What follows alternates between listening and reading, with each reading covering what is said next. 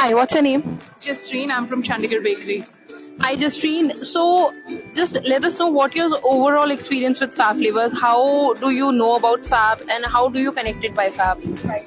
Fab, I got to know from Instagram and my friends, and the experience room is phenomenal. I think it's just created that image in my mind what I can do with cakes. You guys have done a beautiful job, and every flavor truly speaks what it is. So yeah, that's what I would like to say. One of your favorite flavor?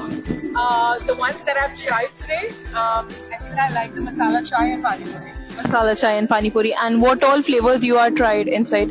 I've tried the lemon rind, I've tried orange, and I've tried the simple ones, but these are the ones that I'm going to try now. I'm very excited to look at it. One last tip that you would like to share with our bakers who are just starting their industry, profession in this particular industry. What would you like to suggest?